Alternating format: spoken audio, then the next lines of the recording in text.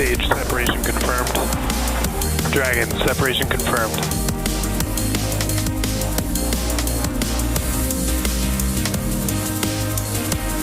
Stage 1 is transonic. Landing legs have deployed. And Falcon 9 has landed. Good morning and welcome to the SXM-9 mission for our customer SiriusXM. You're looking at a live view of Falcon 9 awaiting liftoff at 11:10 a.m. Eastern Time from Launch Complex 39A at Kennedy Space Center in Florida. My name is Atticus Federa and I'm a propulsion engineer here at SpaceX.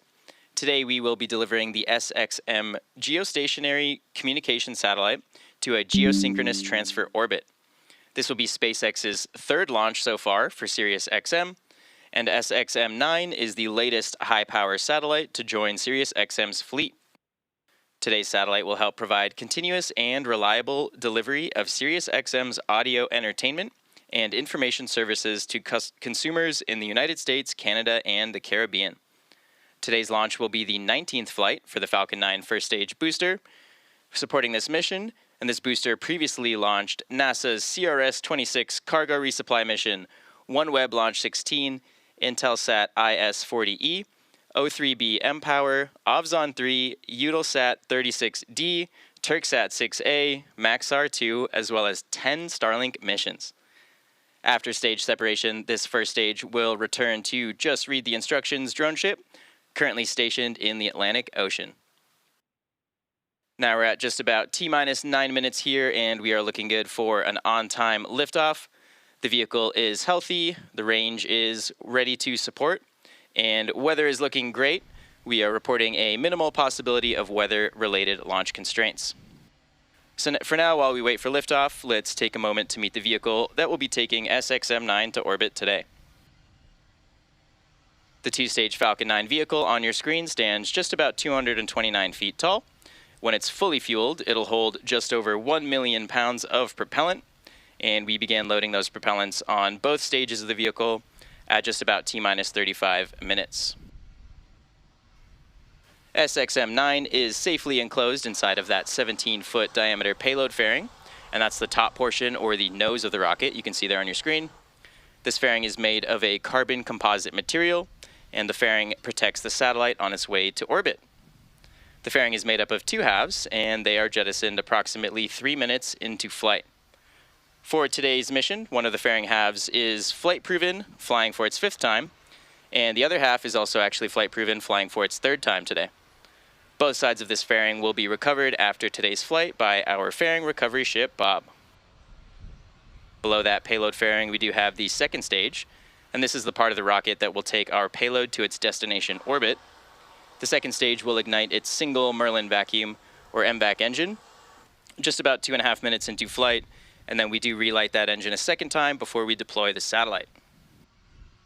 Below that second stage, you can see the black interstage, which is part of the first stage booster. And at the bottom of the first stage, there are 9 Merlin engines, and these get Falcon 9 off the ground up into the thinner parts of the Earth's atmosphere. Shortly after liftoff, the first and second stages will separate from one another, and then the second stage will continue up to orbit, and while the first stage will make its way back down to Earth. The first stage, of course, is designed to be reflown with minimal refurbishments between flights. And as mentioned at the top of the show, today's booster is flying for the 19th time, and we will be attempting to land this booster on our drone ship, Just Read the Instructions. And that drone ship is currently stationed in the Atlantic Ocean. As you can see there on your screen, a nice view of that drone ship. And if we are successful in recovering the booster today, it will be the 121st successful recovery of an orbital-class rocket in just this year alone. Now, lastly, that large truss structure you see next to the rocket is the Transporter Erector, or TE. We use it both to roll the rocket out to the pad, as well as raise it to its vertical launch position. You might hear in callouts over the nets the TE referred to as the strongback from the launch team. Stage 1 RP1 load is complete. And there we go, we just heard that Stage 1 RP1 loading has been wrapped up. That TE I was mentioning also routes the vehicle's fluids, power, and telemetry umbilicals from the ground systems up to the rocket and the satellite, all the way until the moment that Falcon 9 transitions to internal power. So now that you're a little more familiar with the vehicle, let's learn more about today's payload, SXM-9.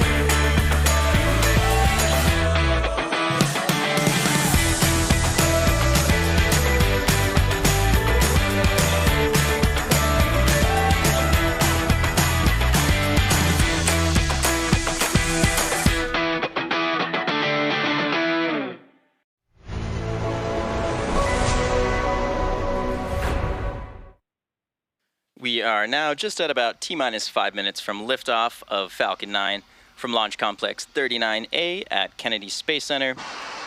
At the point of liftoff, the Transporter Erector, or TE, will have retracted away to clear the path for Falcon 9's ascent. And in order Back lower has started. In order to prepare for that retraction, we will see those clamp arms open around the base of the second stage, and the TE will pull away from the rocket. So we just heard a call out for that over the nets, and you should see those clamp arms just below the fairing start to open up any second now. And there you go. As you can see, those arms are now opening up in preparation for TE retraction.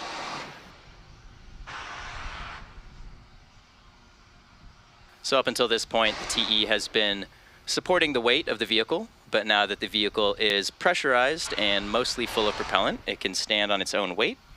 So we will now begin to retract that strong back away from the vehicle just slightly. And at this point in the countdown, both the first and second stages are nearly fully loaded with their 1 million pounds of kerosene fuel and liquid oxygen. And as you can see there on your screen, that strong back is now starting to lean away from the vehicle. These first and second stages began their propellant loading just at about T-minus 35 minutes, and they will wrap up about a minute apart from each other, with the first stage finishing just around T-minus 3 minutes, and the second stage wrapping up at around T-minus 2 minutes. You might notice a few of those white clouds around the vehicle. These are formed as the chilled gas above the LOX tank liquid surface vents overboard to maintain pressure inside of the tank. And when that cold gas contacts the warmer Florida air, it does condense the water in the air, and it forms those clouds that you see on your screen. And this is a totally normal part of Stage 1 LOX load is complete. There we go. We just heard stage 1 LOX loading has finished. Should be wrapping up stage 2 in around 40 seconds or so.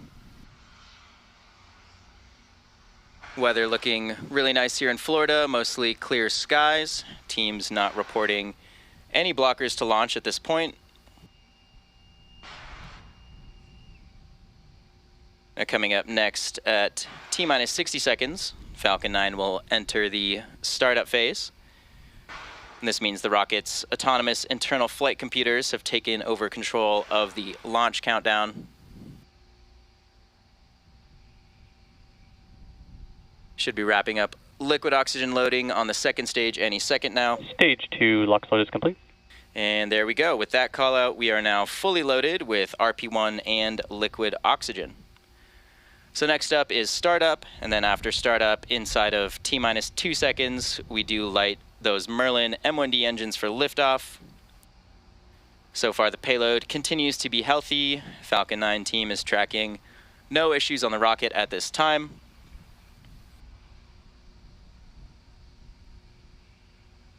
Should be Gas launch closeouts. There we go. Just sort of call out for gas launch closeouts. We are now venting just the residual propellant in those TE lines. You can see some larger white clouds forming there off the side of the TE as we vent some of that propellant. Again, coming up at T-minus 60 seconds, we will enter the startup phase.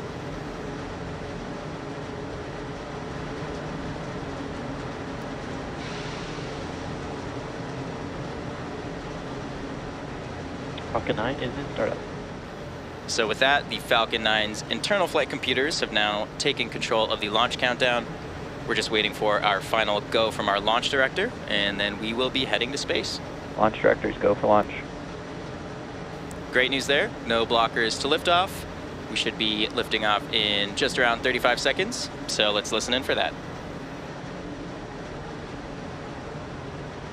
T-minus 30 seconds.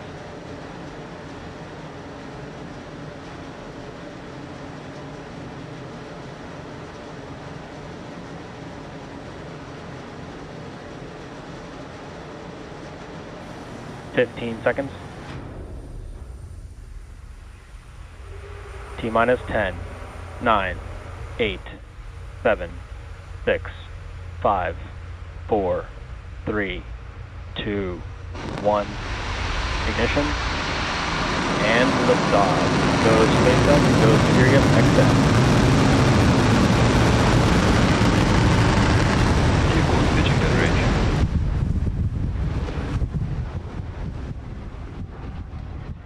Camera pressures are nominal.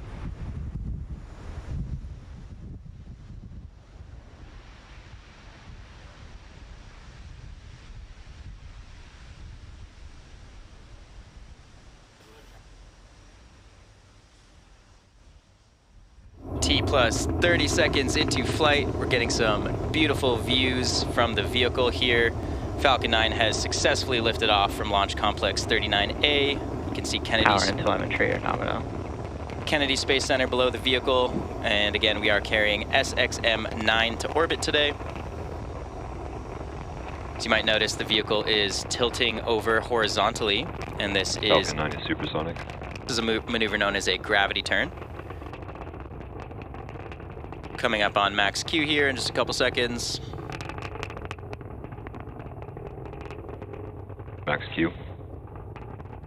There we go, we just passed through that moment of max Q. As I mentioned earlier, we are starting to head horizontally away from the launch pad. We're still going up, but we're also going sideways essentially. And as you heard previously, we did just pass through max Q, which is a critical moment in flight because the combined stresses caused by Falcon 9 accelerating through the atmosphere, Chill, as well as the ambient static pressure, are at their greatest. And we did just hear that MVAC chill for ascent has begun, just cooling down some of those engine components further in preparation for full flow of liquid oxygen. You can track our progress to orbit here by keeping an eye on that stage 1 telemetry in the bottom corner of your screen. Getting a great tracking shot from the ground here. You can see we're going over 5,000 kilometers per hour. Getting a nice view of the rocket's plume as we head up to the thinner parts of the Earth's atmosphere. Coming up next, we have a series of events. Those are main engine cutoff, followed by stage separation, second engine start 1, and then following that is fairing separation.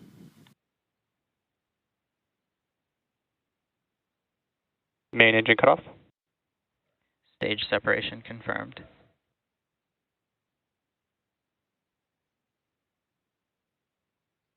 MVAC ignition. And there we go. So what you just saw was the shutdown of the 9 M1D engines, known as MECO. Following that, we separate the 2 stages, and then we do light the MVAC engine, which you're looking at now on your screen.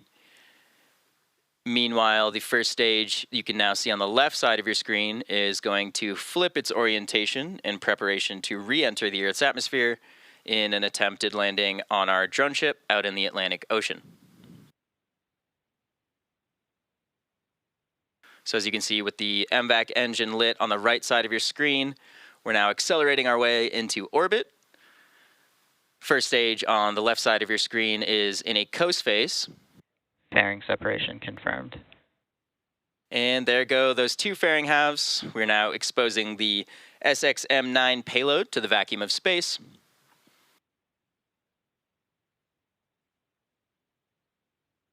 Stages are following nominal trajectories.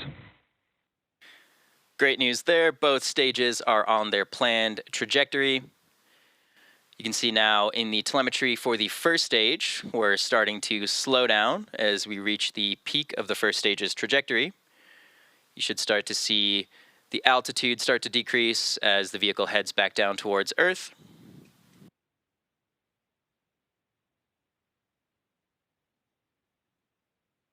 Coming up next on the first stage is the entry burn.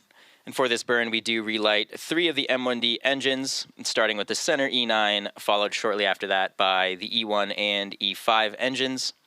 And this just slows the vehicle down as it passes back into the Earth's atmosphere, reducing stress and improving our reusability on the vehicle.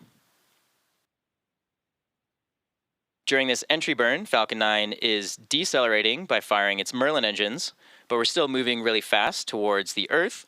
And this causes the vehicle to fly through Merlin's exhaust gases, also sometimes called the plume. And this deposits a layer of soot on the vehicle's surface. So that's why you can see some of our flight-proven vehicles look a little extra toasty. And that soot comes from the carbon-based fuel that Falcon 9 uses. So that entry burn should start in just around a minute from now and typically lasts around 20 seconds. And again, the second stage on the right side of your screen, continuing to head to orbit, now almost 13,000 kilometers per hour at an altitude of about 160 kilometers above the surface of the Earth. We can see the first stage is now accelerating towards the Earth. Its altitude is decreasing. You can see those grid fins on the left side of your screen. These help aerodynamically control the vehicle as it re-enters the atmosphere. So pay attention to those. You can see them sort of tilting and guiding the vehicle as we head towards the drone ship. Both stages continue to follow nominal trajectories. Great news there. Everything still looking good for both stages.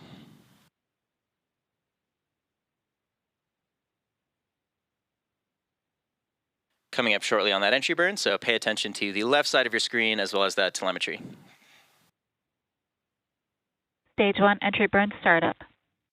Stage 1 FTS is saved.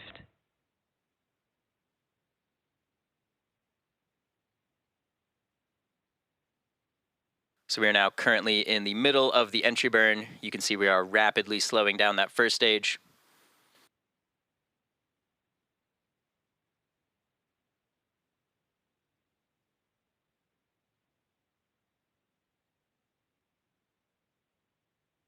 Entry burn shut down. And there's the conclusion of that entry burn. Now, as I mentioned earlier, we performed this entry burn to slow the vehicle down and reduce the re-entry stresses, and this in turn increases our reusability of the vehicle. And of course, reusability is the key to lowering the cost of spaceflight, and that enables more investment into critical scientific research. The Falcon 9 first stage supporting today's mission has just performed that entry burn for the 19th time. The Merlins on this first stage are optimized for sea level, and they achieve about 190,000 pounds of thrust during ascent and descent. The MVAC engine on the right side of your screen is optimized to operate in the vacuum of space, and that engine produces just around Stage 2 terminal guidance. 220,000 pounds of thrust in the vacuum. So we just heard Stage 2 has entered terminal guidance, which means we are approaching the end of our Stage 1 burn. transonic. Meanwhile, Stage 1 has just gone below the speed of sound. We are now approaching the thicker parts of the Earth's atmosphere, getting ready for a landing on our drone ship. Second stage approaching its parking orbit. You can see those grid fins on the left now starting to help position the vehicle and guide it towards the ship. And Stage 1 landing burn. Stage 2 FTS is saved. There we go. We Impact shutdown. just heard the landing burn has started on the first stage. And as you can see, we're just passing through the clouds now, and there's the drone ship waiting in the ocean below.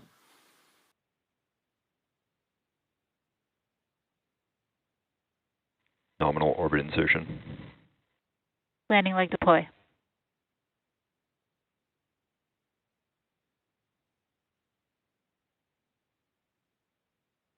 Stage 1 landing confirmed.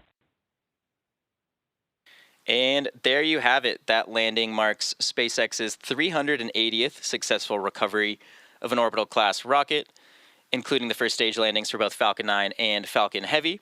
Now, this is a major milestone as well for Just Read the Instructions, which just fielded its 100th landing. And in the middle of that landing burn, we did hear that the MVAC engine successfully shut down, and we had a nominal orbital insertion. So with that confirmation, the second stage is now embarking on its coast phase. After this coast phase, we do relight that MVAC engine for a second time. That should happen around the T+26 minute mark. And following that will be payload deploy around the T+34 minute mark. So we're going to head into a quick break, but we'll see you back here in just around 15 minutes.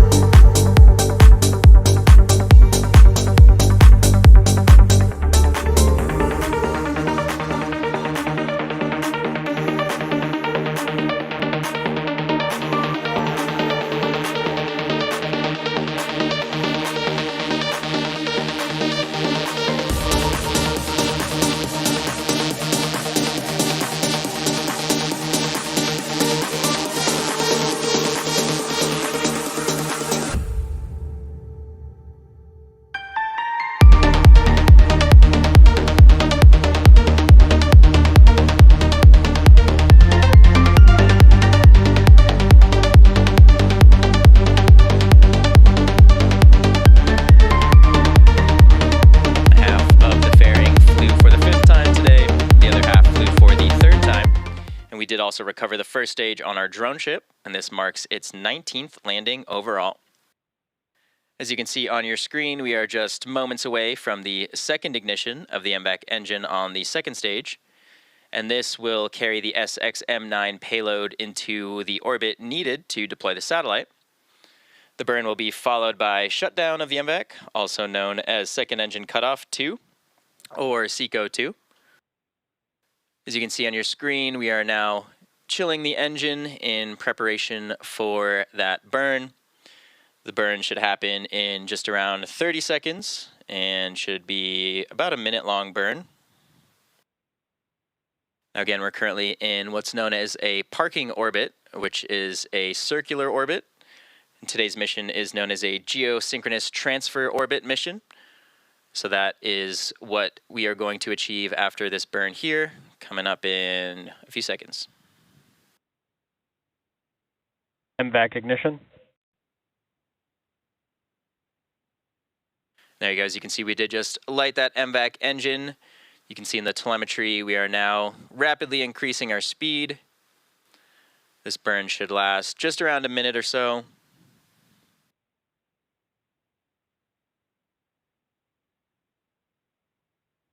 And again, this takes us to a geosynchronous transfer orbit, which is the deploy orbit for the SXM-9 payload today.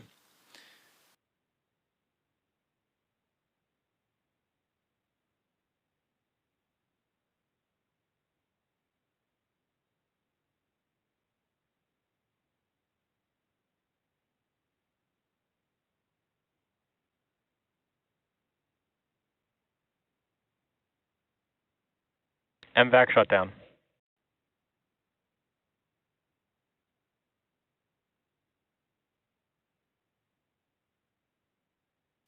We did just successfully shut that engine down. Nominal Orbit Insertion. And there's the call out for Nominal Orbit Insertion. So with that second engine cutoff, or SECO 2, we're just a couple minutes away from payload deploy. So we will take one more short break for the final few minutes of coast here, and we'll see you back here in just around 4 minutes.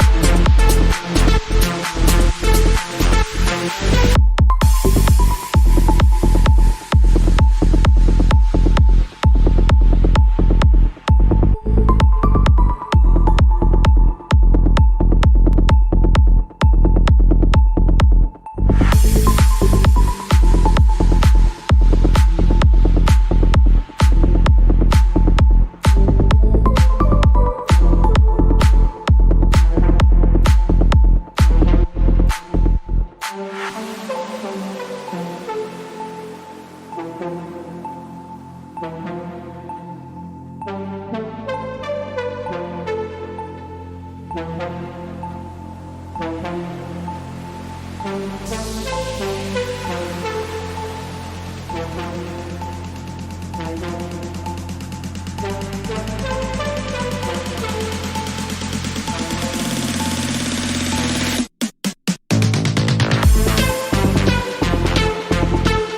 we mentioned earlier, our customer for today's mission is SiriusXM, and this is the third SiriusXM launch for SpaceX so far. SiriusXM's platforms collectively reach about 150 million listeners.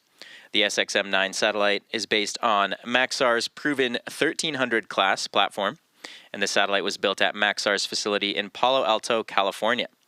The satellite will provide more capability to the SiriusXM fleet, including an expanded service area and higher service quality.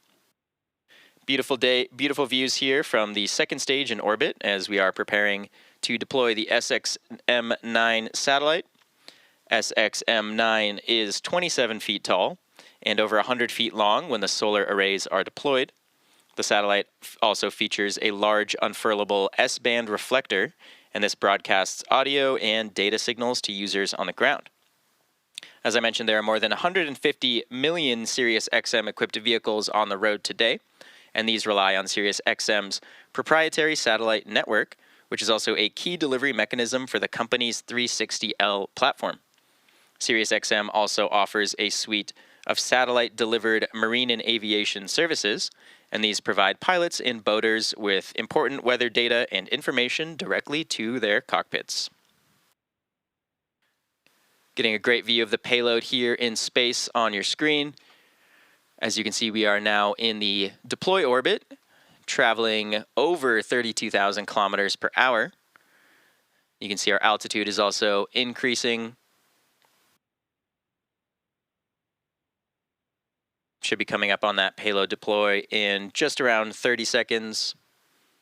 Should hopefully get a good view of that deploy.